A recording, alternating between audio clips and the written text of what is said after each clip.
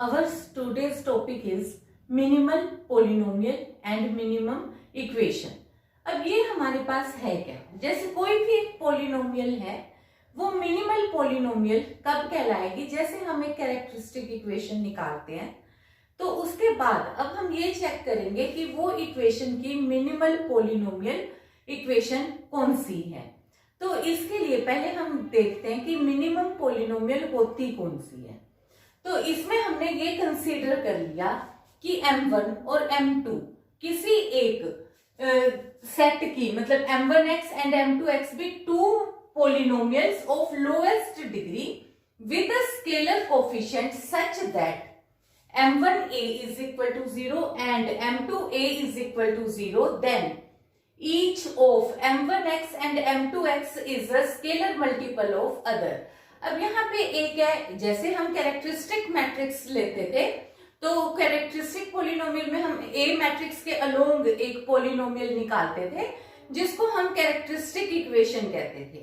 यहाँ पे भी जब हम काम करेंगे तो आगे हम एक पहले कैरेक्टरिस्टिक इक्वेशन ही निकाल लेंगे, उसके अकॉर्डिंग हम कैरेक्टरिस्टिक रूट्स निकाल लेंगे और जो भी रूट कैरेक्टरिस्टिक इक्वेशन का है वो कम से कम एक मिनिमल पोलिनोमियल में तो एक बार होना ही चाहिए। तो हम कौन से रूट हटाएंगे, केवल वो जो रिपीट कर रहे हैं, और रिपीट में भी हम ये चेक करेंगे कि m1a should be equal to 0 और m1a अगर 0 है तो m2a 0 नहीं हो सकता। अगर m2a भी 0 है तो वो इस m1a का ही कोई ना कोई एक स्केलर मल्टीपल होगा। मतलब कहने का ये है कि एक ही पोलिनोमियल के दो मिनिमल पोलिनोमियल्स नहीं हो सकते, या कह लो कि एक कैरेक्टरिस्टिक इक्वेशन की दो मिनिमल पोलिनोमियल्स नहीं हो सकती। तो अब मैंने क्या किया, मैंने मान लिया कि एक मेरे पास m1x है और m2x है, ये दो लोएस्ट डिग्री की पोलिनोमियल्स हैं।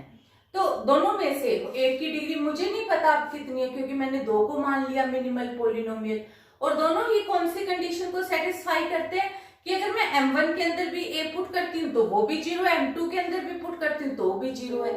तो एक बड़ी एक छोटी तो होगी ही, अगर मान लो कि स्केलर मल्टीपल नहीं है केवल, तो मैंने कंसीडर कर लिया कि मैं एक को दूसरे से डिवाइड कर देती हूँ। तो मैंने क्या किया, m2x को डिवाइड कर दिया बाय m1x, तो कुछ ना कुछ एक कोशेंट आएगा, कुछ ना कुछ एक रिमाइंडर आएगा। क्यों मैंने कह दिया कि कोशेंट आएगा और मैंने कह दिया कि रिमाइंडर आएगा। तो जो रिमाइंडर है हमारे को हमेशा से पता है कि जो रिमाइंडर है उसकी डिग्री को, ये जो हमने डिवाइड किया है जिससे, उससे हमेशा कम होगी। ठीक है ना, कि जैसे सपोज मैंने x³ - 7 को सपोज x-1 से डिवाइड करूंगी तो जो रिमाइंडर है वो मेरे पास x डिग्री का तो बच नहीं सकता, यहाँ पे x तो बच नहीं सकता। यहाँ कौन वैल्यू बच सकती है, सिर्फ केवल और केवल कांस्टेंट टर्म, यानी कि अगर मेरी यहाँ पे डिग्री जिससे मैंने डिवाइड किया है उस पोलिनोमियल की डिग्री 1 है तो रिमाइंडर की डिग्री मेरे पास कितनी होगी, 0। तो इसका मतलब मेरे पास यहाँ पे क्या है कि m2x को जब मैंने डिवाइड किया m1x से तो कुछ तो कोशेंट आ गया, कुछ रिमाइंडर आ गया। तो या तो रिमाइंडर मेरे पास 0 होगा, अगर 0 नहीं है तो रिमाइंडर की डिग्री लेस देन m1x होगी। तो अब मैंने फर्स्ट केस कंसीडर कर लिया कि rx 0 नहीं है। अगर rx 0 नहीं है तो मैंने इसके अंदर, इस इक्वेशन के अंदर x की जगह पे a मैट्रिक्स सब्स्टिट्यूट कर दी। जो कैरेक्टरिस्टिक मैं a सब्स्टिट्यूट करती हूँ m1 के अंदर तो ये मेरे पास होता है मिनिमल पोलिनोमियल, और जब मैं m1x की बात करती हूँ तो वो होता है मिनिमम इक्वेशन। ठीक है, तो ये हमारे पास है m2x, तो ये क्या हो गया, q m1a प्लस ra, ये भी मेरे को गिवन है कि 0 है, मिनिमल पोलिनोमियल है, ये भी मिनिमल पोलिनोमियल है, ये भी 0 है। तो यहां से मेरे पास क्या आ गया, ra इक्वल टू 0, पर मैं तो ऊपर मानती चली थी कि r is not equal to 0, तो ये तो मेरे पास आ गया। इसका मतलब है कि a सेटिस्फाई करता है एक ऐसी पोलिनोमियल को, और अगर ra 0 है तो इसका मतलब क्या हो गया कि ra एक ऐसी इक्वेशन को सेटिस्फाई करता है जो कि m1 की डिग्री से छोटा है। तो ये तो मेरे पास इम्पॉसिबल हो गया, क्योंकि मिनिमल पोलिनोमियल से छोटी डिग्री तो मिनिमम इक्वेशन से छोटी अगर इक्वेशन है तो वो मिनिमम कैसे हो गई इक्वेशन। तो इसका मतलब क्या हो गया कि we arrive at a contradiction. तो only possibility is this that कि यहाँ पे ही जो इस वाली इक्वेशन में ही आर एक्स की वैल्यू मेरे पास 0 होगी। तो अगर ये मेरे पास 0 हो जाती है तो अब यहां से क्या हो गया, m2x will be a scalar multiple of m1x, और यही मुझे प्रूव करना था। Now if hx be any polynomial with scalar coefficients such that ha is equal to 0 and if mx is equal to 0 be the minimal equation of a, then there exists a polynomial qx such that hx is equal to mx into qx। तो अब हमारे पास हमें यहाँ show क्या करना है कि जैसे सपोज एक कोई कैरेक्टरिस्टिक इक्वेशन आएगी, हम क्योंकि ऑलरेडी कर चुके हैं कैरेक्टरिस्टिक इक्वेशन, तो उसमें हमने कैरेक्टरिस्टिक पॉलिनोमियल बनाई। पॉलिनोमियल भी एक इक्वेशन, ठीक है। तो जब हमने कैरेक्टरिस्टिक इक्वेशन बनाई तो हमने उसमें अलग अलग तरीके के रूट्स करे। हमने रूट्स किस तरीके से करे, या तो सारे के सारे रूट्स डिस्टिंक्ट आते हैं हमारे, और या फिर कोई 2 रूट या 3 रूट भी रिपीट कर सकते हैं। तो अगर हमारे पास सारे के सारे रूट्स डिस्टिंक्ट हैं तो उस केस में हमारे पास जो मिनिमल पॉलिनोमियल है, क्योंकि जो भी रूट है एक बार तो इक्वेशन के अंदर जरूर आना ही आना चाहिए, तो यानी कि वो hx को केवल और केवल तभी डिवाइड कर सकता है जबकि जो भी रूट hx का है वो mx का भी एक रूट होगा। तो यानी कि अब मेरे पास क्या चीज हो गई, तो ये पॉसिबिलिटी है, पर डिग्री तो दोनों की सेम रखनी पड़ेगी। तो यानी कि डिग्री सेम कब हो सकती है, यानी कि अगर इसके जो डिस्टिंक्ट रूट हैं वो तो मैंने इसमें लिख दिए, और जो रिपीटेड रूट था वो मेरे पास qx फैक्टर के टाइप से आ जाएगा।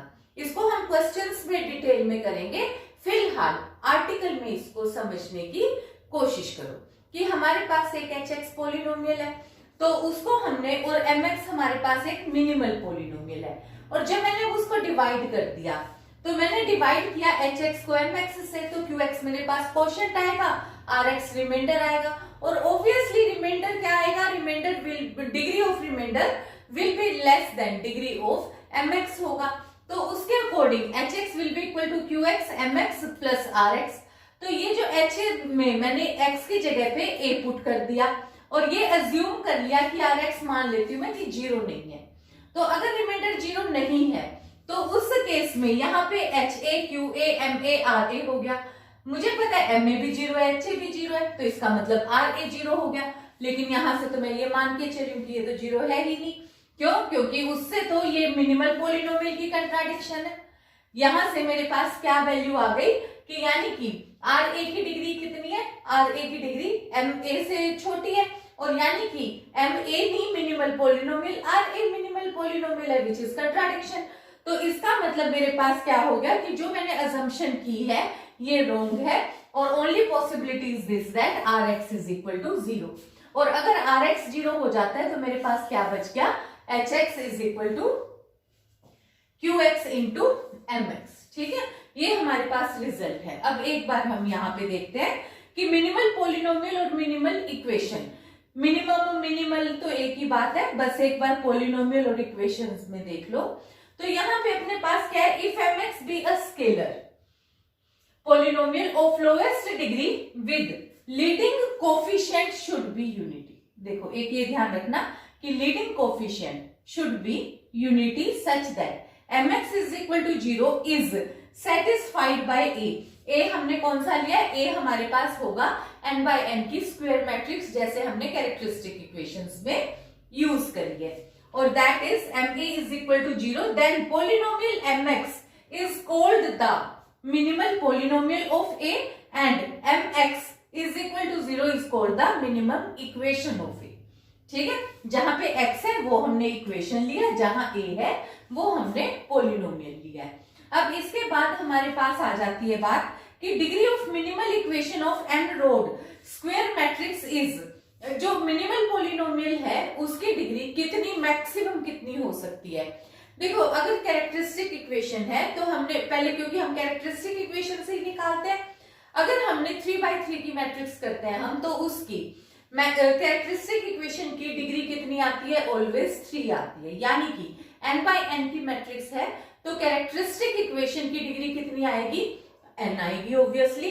तो मिनिमल पोलिनोमियल जो होगा वो कितनी डिग्री का होगा? या तो मैक्सिमम उसकी डिग्री n हो सकती है या लेस देन n होगी, मतलब n से ज्यादा नहीं हो सकती।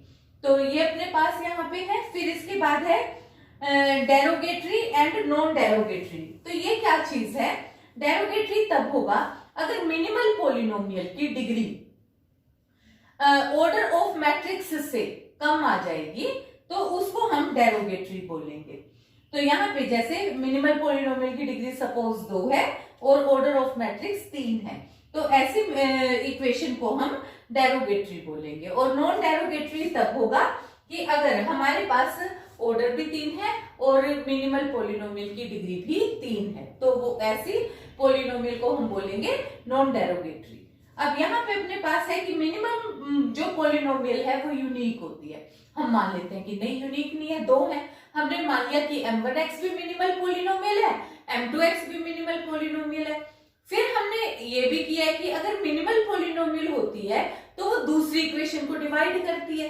तो इसका मतलब m1 भी m2 को डिवाइड करेगी, m2 भी m1 को डिवाइड करेगी। सिमिलरली दोनों का ही लीडिंग कोफिशिएंट यूनिटी होगा, क्योंकि अभी भी हमने डेफिनेशन में किया कि with coefficient unity with leading coefficient unity, तो दोनों का ही लीडिंग कोफिशिएंट भी यूनिटी है, यानी कि इवन कोफिशिएंट का भी फर्क नहीं है। तो इससे मेरे पास क्या हो गया? अगर m1 m2 को डिवाइड कर रहा है, m2 m1 को डिवाइड कर रहा है, तो यानी कि दोनों ही सेम है। ये हमारे पास इससे हो जाता है कि मिनिमल पोलिनोमियल 2 नहीं हो सकती, एक ही होगा, यानी कि यूनिक होगी। In this question we have to find the minimal polynomial of a, और मिनिमल पोलिनोमियल का यूज करके ही a इनवर्स फाइंड आउट करना है, जबकि a मैट्रिक्स हमें ये दी हुई है। अब देखो, हमने जो लास्ट आर्टिकल्स करे तो उसमें हमने कोई भी अगर मैट्रिक्स दी हुई थी तो उसकी कैरेक्टरिस्टिक इक्वेशन हमें बनानी आती है। तो हमने उसकी कैरेक्टरिस्टिक पोलिनोमियल बनाई कैसे? a minus lambda I is equal to 0 करके। फिर हमने उसके 3 वैल्यूज निकाली, क्योंकि हमने 3/3 की ही इक्वेशन हम ज्यादातर यूज करते हैं। तो 3/3 की मैट्रिक्स से मेरे पास कैरेक्टरिस्टिक पोलिनोमियल ये बन गई। फिर मैंने ट्रायल मेथड से इसके रूट चेक कर लिए, तो रूट निकाले तो मेरे पास इसके रूट आ गए 1, 2 और 2। तो मैंने ये जो एग्जांपल ली है वो मैंने रिपीटेड रूट की ली है, तो जिसमें 2 एक रिपीटेड रूट है। तो ये मेरे पास हो गया 1, 2 और 2, मतलब 2 रूट रिपीट कर गया। तो ये कैरेक्टरिस्टिक रूट मुझे निकालने आते हैं, और ये मेरे पास कैरेक्टरिस्टिक पोलिनोमियल है। तो जो मिनिमल पोलिनोमियल है, तो ये हमें ध्यान रखना है कि मिनिमल पोलिनोमियल में कैरेक्टरिस्टिक पोलिनोमियल वाले रूट हर एक रूट होना जरूरी है। तो 1 और 2 तो होना जरूरी है ही है, पर 2 क्योंकि 2 बार है इसलिए हम 1 बार वाला स्किप कर देंगे। यानी कि जो मिनिमल पोलिनोमियल है उसमें मैं लूंगी कि λ-1 इंटू λ-2 भी हो सकता है कि पूरी तरीके से मेरे मिनिमल पोलिनोमियल की कंडीशन को सेटिस्फाई कर जाए, और हो सकता है कि ये भी मेरे पास जैसे कैले हैमिल्टन वाली थ्योरम वाला रूल को सेटिस्फाई ना करे, तो उस केस में यानी कि जब मैं इसके अंदर इक्वेशन में a सब्स्टिट्यूट करूं लैम्डा की जगह पे, तो ये 0 ना बने। तो पर मुझे ये तो पता ही है ना कि कैरेक्टरिस्टिक पोलिनोमियल में तो जब मैं लैम्डा की जगह पे a पुट करूंगी तब तो 0 बनेगा ही बनेगा। तो यानी कि ये तो मेरे पास हर हाल में इक्वल टू 0 होगा जब मैं लैम्डा की जगह पे a पुट करूंगी बाय यूजिंग कैले हैमिल्टन थ्योरम। पर क्योंकि मुझे मिनिमल पोलिनोमियल चाहिए और डिस्टिंक्ट रूट वाला तो अगर हम लेंगे तो डिस्टिंक्ट रूट तो कम से कम एक बार हर रूट होना चाहिए, तो वहां तो मिनिमल पोलिनोमियल और कैरेक्टरिस्टिक पोलिनोमियल सेम ही आएगी, इसलिए हमने रिपीटेड रूट वाला लिया। तो फिर यानी कि अब मेरे पास 2 पॉसिबिलिटी है, या तो मिनिमल पोलिनोमियल ये इक्वेशन बन सकती है या ये इक्वेशन बन सकती है। सपोज मेरे पास 2 रूट मतलब 3 रूट ही रिपीट कर जाते, यानी कि 2, 2 और 2, तो उस केस में मैं क्या कंसीडर करती कि एक मेरे पास मिनिमल पोलिनोमियल होती ये वाली λ-2, दूसरी हो जाती ये वाली वैल्यू और तीसरी हो जाती ये। फर्क पड़ेगा क्योंकि उसमें 2 के हिसाब से ही lambda square minus 4 lambda plus 4 होता और इसी तरीके से यहाँ के कोफिशिएंट चेंज हो जाते, पर मतलब फिर मैं उसके अकॉर्डिंग इक्वेशन को चेक करती। ठीक है, उस टाइम मेरे को 3 पॉलिनोमियल चेक करनी पड़ती। अब मैंने क्या किया, सबसे पहले मैंने यहाँ पे, क्योंकि मेरे को मिनिमल पॉलिनोमियल कम से कम या तो ये होगी या ये, तो मैं पहले छोटी वाली को ही ट्राई करूंगी। तो छोटी वाली के लिए मैंने इस इक्वेशन के अंदर लैम्डा की जगह पे a सब्स्टिट्यूट कर दिया और मुझे क्या प्रूव करना है कि ये इक्वल टू 0 होना चाहिए। और जब मैंने इस मैट्रिक्स से a स्क्वायर निकाला, फिर -3a और +2 टाइम्स आइडेंटिटी मैट्रिक्स करके सोल्व किया, तो ये मेरे पास इक्वल टू 0 आ गया। तो मुझे पता चल गया कि ये वाली वैल्यू मिनिमल पॉलिनोमियल है। तो मिनिमल पॉलिनोमियल निकालने का ये हमारे पास मेथड है। मिनिमल पॉलिनोमियल वाला कंसेप्ट हमारा यहाँ से क्लियर हो जाता है।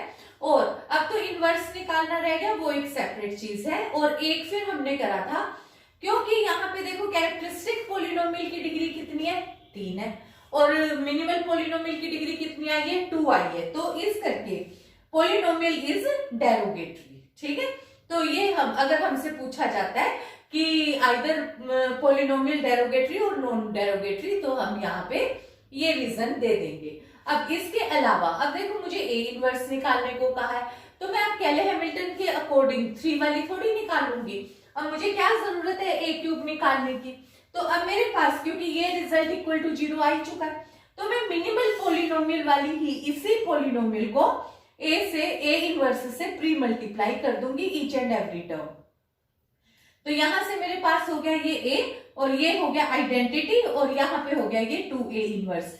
ए इनवर्स मैंने एक साइड रखा, इन दो टर्म्स को दूसरी तरफ ले गई, कैलकुलेशन की, आइडेंटिटी मैट्रिक्स पुट किया, ए पुट किया, तो ये मेरे पास, और यहाँ से ये 2 डिवाइड कर दिया, तो ये मेरे पास कुछ इस तरीके का रिजल्ट आ गया। अब देखो ये मिनिमल पॉलिनोमियल में हमारे पास अब एक दूसरी एग्जांपल, वो मैं जस्ट एक बार तुम्हारे को बता देती हूँ कि अगर बाय चांस कैरेक्टरिस्टिक रूट तीनों ही अलग अलग आ जाते हैं, जैसे कि यहाँ पे इस वाले क्वेश्चन में 2 और 2 रिपीट थे। अब इसमें देखो 0 भी है, 3 और 15, और तीनों ही एक एक बार ही है सिर्फ। तो यानी कि अब मेरे पास मिनिमल के लिए मैं कर ही नहीं सकती कोई भी, क्योंकि मुझे 0 भी एक बार जरूर चाहिए, 3 भी एक बार चाहिए, 15 भी एक बार चाहिए। तो यानी कि since all the characteristic roots are different, so minimal polynomial will be equal to characteristic polynomial। तो ये कैरेक्टरिस्टिक पॉलिनोमियल इसकी ये थी और यही इसकी मिनिमल पॉलिनोमियल भी होगी। और so degree of characteristic equation and minimal equation of A is same. और ऐसे केस में हम ए को कहेंगे कि A is not derogatory. So that is all about minimal polynomial. Thank you.